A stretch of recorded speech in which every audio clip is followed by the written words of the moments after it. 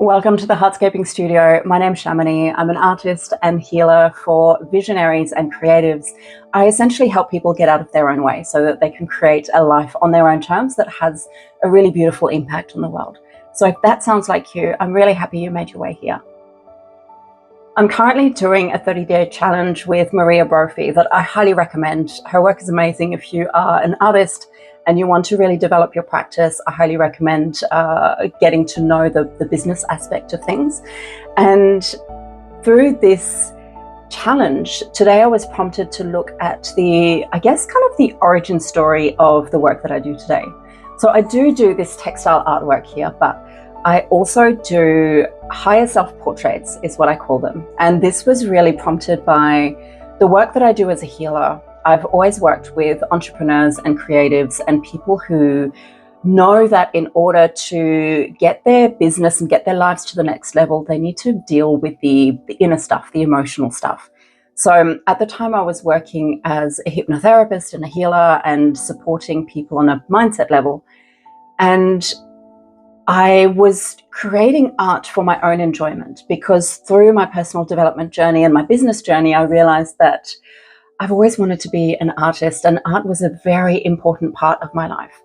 At the time, I wasn't yet prioritizing it in the way that I do today, but I knew that I needed to create in order to have a full and whole life, to feel that things were in balance for me. I wanted to show people what I could see. So essentially, when I work with clients on a deep soul level, sometimes I perceive intuitively the body language of their soul. So sometimes that looks like them crouched down, like disempowered, not really fully able to see themselves or to reach out and to see the opportunities in front of them. And my goal, I guess, as a healer was to help them energetically, spiritually elevate and be able to open up their mind and their consciousness to all of the opportunities and what was really available to them and understand who they truly were. And for me, that was inspired by the fact that I know what that feels like. When I was a teenager, I had a friend who became like a brother to me. And sadly, after a couple of 2 or 3 years of knowing him, he passed away. And when I started creating portraits, I actually started because I wanted to finally process my grief. And I wanted to try and remember what he looked like. And I tried to draw him, and I was kind of heartbroken to realize that I couldn't really remember his face. But what I could remember was how he made me feel and the way that he saw me. He really just loved me unconditionally. And I don't think that many people experience that. He was the kind of friend that I hope my children will find someday. I actually hope that everyone in the world at some point in their life has the kind of friend like that really listens and sees and has unshakable confidence in the fact that we as an individual have the ability, the capacity, and the potential to realize whatever our wildest dreams might be. And I remember thinking, well, he really believed in me as an artist, as a creative, as someone who could make things better in any way that I aspired to. And to be honest, he felt like being around him felt like sunshine. And I realized that it wasn't necessarily the fact that he was sunshine, but the fact that he reflected the light within me. He was able to really deeply see me. And it wasn't like he was cheering me on like an amazing cheerleader who was saying all these fluffy things and motivational quotes that people say. It was just he was able to reconnect me to who I truly was. And that is what I wanted to do with these portraits, is to show people the beauty and the uniqueness and the power that is within each and every one of us, but to show them what that looks like for them.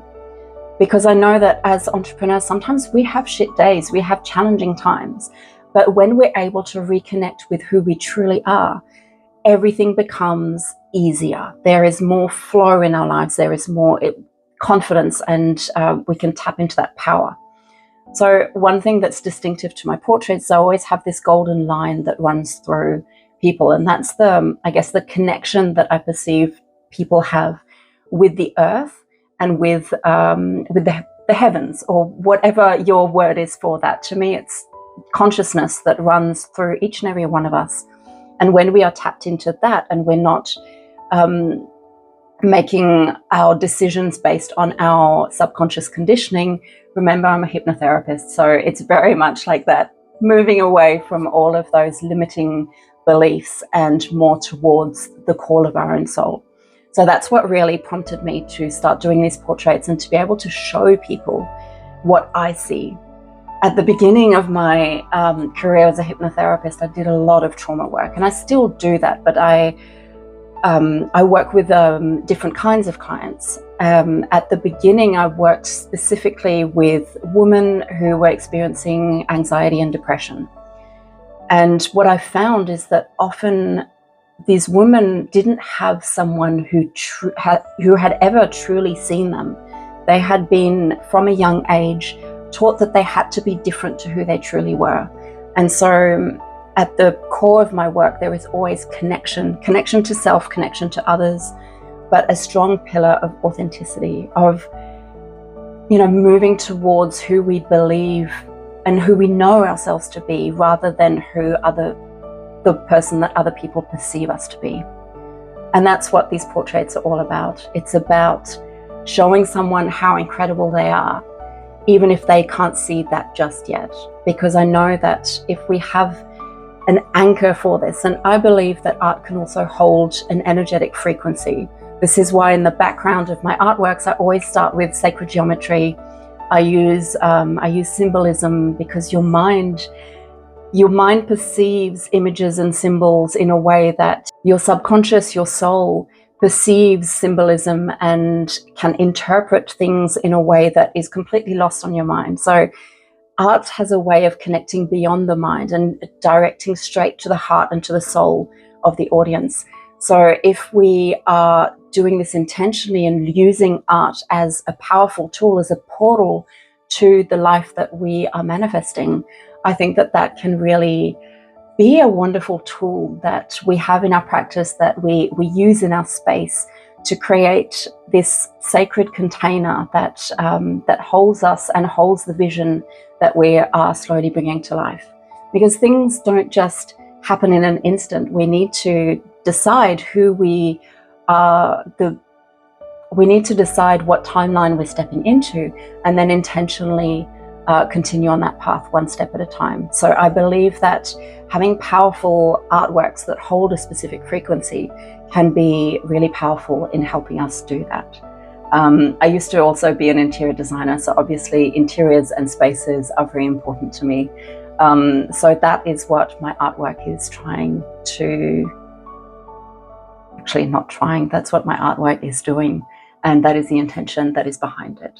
So I will drop below links to the challenge that I'm doing. If you're an artist, I highly recommend. It's a really fun challenge to do.